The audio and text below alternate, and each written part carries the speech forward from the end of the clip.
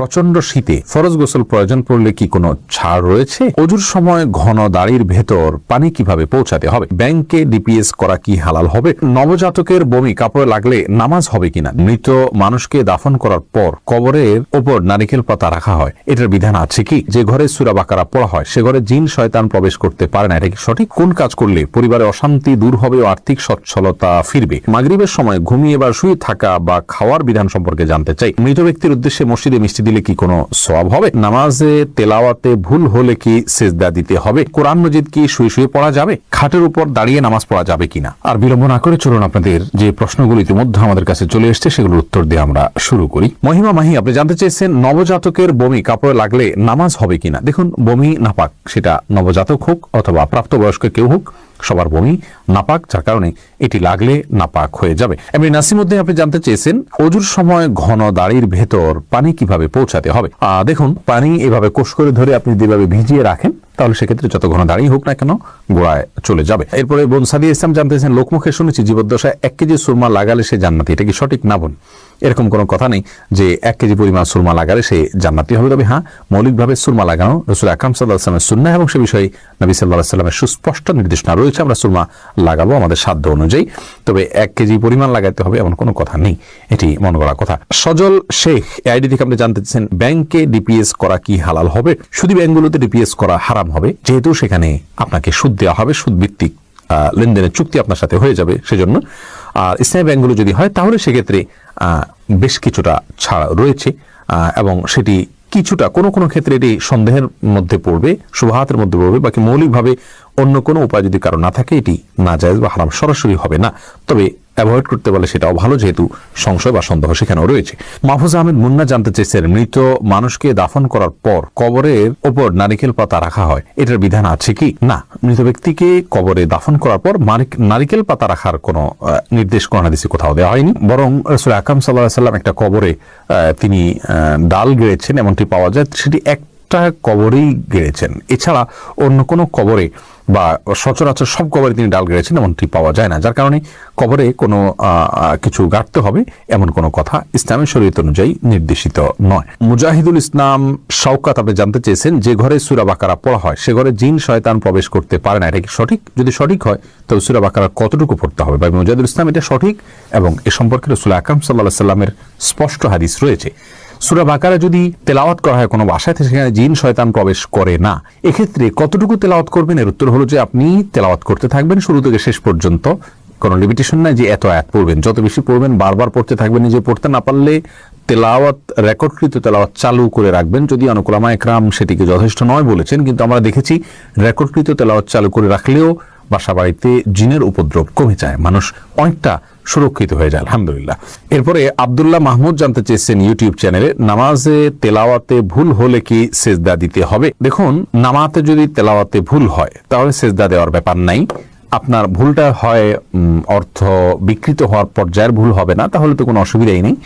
আর যদি অর্থ বিকৃত হওয়ার মতো ভুল হয় সেক্ষেত্রে আপনি 3 আয়াত বা যতটুকু না পড়লে নয় এতটুকু পড়ে ফেলেছেন, তারপরে যদি ভুল হয় তাহলে ইনশাআল্লাহ সেখানে আপনার সালাত হয়ে যাবে। কোনো ক্ষেত্রে অর্থ বিকৃত হওয়ার মতো ভুল যদি হয় তাহলে সেক্ষেত্রে আপনার সালাত হবেই না, সিজদা সাহুতে এটি কুলাবে না। নুসরাত জাহান ইমু, আপনি জানতে চেয়েছেন মৃত ব্যক্তির সামনে আগরবাতি জ্বালানো যাবে কিনা। দেখুন, আগরবাতি মূলত জ্বালানোর নির্দেশ হলো সুঘ্রাণের জন্য, অতএব মৃত ব্যক্তিকে রেখেছেন, তার দেহ থেকে কোনো দুর্গন্ধ আসতে পারে, সেই জায়গা থেকে আপনি সুঘ্রাণ যুক্ত কোনো কিছু ব্যবহার করতেই পারেন, আগরবাতি জ্বালাতেই পারেন। এছাড়া মসজিদে আগরবাতি জ্বালানোর কথা মুরাদুল্লাহ তাআলা বলেছেন, ইমানদারের বাসা বাড়িতে আগরবাতি অথবা ধূপের আপনার ধোঁয়া এটা প্রজ্বলন করা হবে সুঘ্রাণের জন্য, এটি ভালো, এটি খারাপ কোনো কাজ নয়, তবে মৃত ব্যক্তির জন্য করতেই হবে এমন কোনো বিষয় নয়। নাহিদ নোমান জানতে চেয়েছেন কোন কাজ করলে পরিবারে অশান্তি দূর হবে ও আর্থিক সচ্ছলতা ফিরবে। ভাই নাহিদ, এর জন্য আপনাকে আমি পরামর্শ দেব 2টি কাজ সবচেয়ে গুরুত্বের সাথে করার, এক হলো দুরূদ শরীফ আর একটা হলো ইস্তেগফার। এই 2টি জিনিস আপনি বেশি বেশি করে পাঠ করবেন। রাসূল আকরাম সাল্লাল্লাহু আলাইহি ওয়াসাল্লামের হাদিস থেকে বোঝা যায় দুরূদ এটা বেশি বেশি করে পাঠ করলে মানুষের বিপদ আপদ দূর হয়, পেরেশানি থেকে আল্লাহ তাআলা মুক্তি নসিব করেন। ইস্তিগফারের ক্ষেত্রে আল্লাহ তাআলা বলেছেন সূরা নূহের মধ্যে ফাকুলতু আস্তাগফিরু রাব্বাকুম ইন্নাহু কানা গাফফারা ইউরসিলিস সামা আলাইকুম মিদরারা ওয়া ইউমদিদুকুম বিআমওয়ালিন ওয়া বানিন ওয়া ইয়াজআল লাকুম জান্নাতিন ওয়া ইয়াজআল লাকুম আনহারা। আয়াতগুলোর আলোকে অনেক মুফাসসিরিন ইকরাম, অনেক উলামা ইকরাম বলেছেন যে ইস্তেগফার বেশি বেশি করলে আল্লাহ তাআলা রিজিক বৃদ্ধি করেন এবং মানুষের রিজিকের অনটন দূর করেন। অতএব এই দুটি আপনি নিয়মিত করবেন, সেই সাথে আপনি খুব সিরিয়াসনেসের সাথে হালাল উপার্জনের জন্য চেষ্টা করে যাবেন। আল্লাহ তাআলা আপনার সমস্যাকে দূর করে দিন। এরপরে ফারিয়া ইসলাম জানতে চেয়েছেন, কোরআন মাজিদ কি শুয়ে শুয়ে পড়া যাবে? হ্যাঁ বোন ফারিয়া, কোরআন মাজিদ শুয়ে শুয়ে পড়া যাবে, কোরআন মাজিদ শুয়ে পড়া যাবে না এমন কোনো কথা কোরআন হাদিসের কোথাও বলা হয়নি। বরং সাধারণ অবস্থায় কোরআন মাজিদ পড়া যাবে, তবে কোরআন মাজিদের প্রতি কোরআন মাজিদকে বুকের মধ্যে ধরে অসম্মানজনকভাবে শুয়ে শুয়ে পড়া উচিত না। আপনি মুখস্থ থেকে পড়তে পারেন, আর সাধারণ অবস্থায় বসে বসে সুস্থ অবস্থায় আপনার কোরআন মাজিদ পড়ার চেষ্টা করা উচিত। ইস্তাব্রো বাণী এই আইডি থেকে আপনি জানতে চেয়েছেন, খাটের উপর দাঁড়িয়ে নামাজ পড়া যাবে কিনা? যাবে, কোনো অসুবিধা নেই। আপনি খাট হোক আর ভূমি হোক, ফ্লোর হোক, যে কোনো জায়গায় দাঁড়িয়ে সালাত আদায় করতে পারবেন। আপনি স্বাভাবিকভাবে যদি সালাত আদায় করতে অসুবিধা না হয় তাহলে সেক্ষেত্রে কোনো অসুবিধা নেই। হ্যাঁ, কোনো কোনো খাটের উপরে দেখা যায় যে ম্যাট্রেস বা ফোম থাকার কারণে অনেক দূর ডেবে যায়, যার কারণে রুকু সিজদায় তিনি ব্যালেন্স রাখতে পারেন না এবং সুন্দরভাবে সালাত আদায় করতে পারেন না, সিজদা সঠিকভাবে করতে পারেন না। এরকম যদি হয় তাহলে সেক্ষেত্রে তার জন্য খাটে দাঁড়িয়ে সালাত আদায় করা উচিত হবে না। এটা কমপক্ষে মাকরুহ হবে, অপছন্দনীয় হবে, তবে সালাত হয়ে যাবে। যেহেতু সালাত স্বাভাবিকভাবে করতে তার অসুবিধা হয়, শরীরে ব্যালেন্স ঠিক রাখতে পারে না, রুকু সিজদা যথাযথভাবে করতে অসুবিধা হয় এবং মনোযোগের ব্যাঘাত সৃষ্টি হয়, যার কারণে এরকম জায়গায় সালাত আদায় করা উচিত না। আর যদি এতটা নরম না হয় তাহলে সেক্ষেত্রে সাধারণ খাটে বা চকিতে সালাত আদায় করতে কোনো অসুবিধা নেই। সুজন মুখতার আপনি জানতে চেয়েছেন, ইউটিউব চ্যানেলে স্বপ্নে সহবাস করতে দেখলে গুনাহ হবে কিনা? না, এর কারণে কোনো গুনাহ হবে না, কারণ এটি বান্দার ইচ্ছার দিন কোনো বিষয় নয়, বান্দার ইচ্ছাধীন বিষয় নয়, এমন বিষয়ের জন্য আল্লাহ তাআলা বান্দাকে পাকড়াও করবেন না। জান্নাত আরা জুলি আপনি জানতে চেয়েছেন, মুরগি একাই জবাই করতে পারবে কি না কারো হেল্প ছাড়া? হ্যাঁ, করতে পারবে, কোনো অসুবিধা নেই। মুরগিতে একজন ধরতে হবে এমন কোনো বাধ্যবাধকতা নেই। আপনি মুরগি যেভাবে খুশি সেভাবে জবাই করবেন, জবাই করাটাই হলো মুখ্য। বিসমিল্লাহ বলে জবাই করতে পারলে আপনি নিজে একাও করতে পারেন, কোনো অসুবিধা নেই। এমনি মামুন হোসেন জানতে চেয়েছেন, মৃত ব্যক্তির উদ্দেশ্যে মসজিদে মিষ্টি দিলে কি কোনো সওয়াব হবে? দেখুন, মৃত ব্যক্তির পক্ষ থেকে আপনি গরিব দুঃখীকে খাবার দিতে পারেন, কোনো অসুবিধা নেই। দিনক্ষণ ঠিক না করে আপনি গরিব দুঃখীকে খাবার দিলেন। মসজিদে বিশেষভাবে খাবার দিতে এমন কোনো কথা নেই। গরিব দুঃখীকে খাবারটা আপনি বাইরেও দিতে পারেন, তাদের বাসা পৌঁছে দিতে পারেন। মসজিদ থেকে, মসজিদের সাধারণ মুসল্লি আছে তাদেরকে আপনি দান করতে পারেন মৃত ব্যক্তিকে সওয়াবের উদ্দেশ্যে, সেটাই হতে পারে। কিন্তু এটিকে আমাদের দেশে যেরকম সিস্টেম বানিয়ে নিয়েছে এমন মানুষ, যে কেউ মারা গেলে মসজিদে মিষ্টি পাঠানো, জিলাপি পাঠানো মুসল্লিদেরকে খাওয়ানোর জন্য, এরকম কোনো নির্দেশ, আলাদা পার্টিকুলার নির্দেশ ইসলামে দেওয়া হয়নি। তবে হ্যাঁ, গরিবের পক্ষ, এই মৃত ব্যক্তির পক্ষ থেকে আমরা সাদাকা করতে পারি, তারই অংশ হিসাবে খাদ্যদান হতে পারে। সেটি গরিব অসহায় মানুষকে প্রাধান্য দিয়ে দেওয়া উচিত। মসজিদে না দিয়ে আপনি সেটি যদি বস্তিতে দেন, গরিব মানুষের বাসা বাড়িতে দেন, সেটি আরো বেশি সওয়াবের কারণ হবে ইনশাআল্লাহ। এমডি রায়হান সিদ্দিকী আপনি জানতে চাইছেন, মাগরিবের সময় ঘুমিয়ে বা শুয়ে থাকা বা খাওয়ার বিধান সম্পর্কে জানতে চাই। দেখুন ভাই রায়হান, মাগরিবের পরে এশার আগে শোয়ার ব্যাপারে হাদিসে নিষেধাজ্ঞা রয়েছে। নবী সাল্লাল্লাহু আলাইহি ওয়াসাল্লাম অপছন্দ করতেন এই সময় শোয়াটাকে, যার কারণে মাগরিবের পরে শোয়া উচিত নয়। তবে যদি কেউ অসুস্থ থাকেন, শরীরে ক্লান্তি থাকে, তিনি শুয়ে আছেন ক্লান্তির কারণে, সেটি ভিন্ন বিষয়।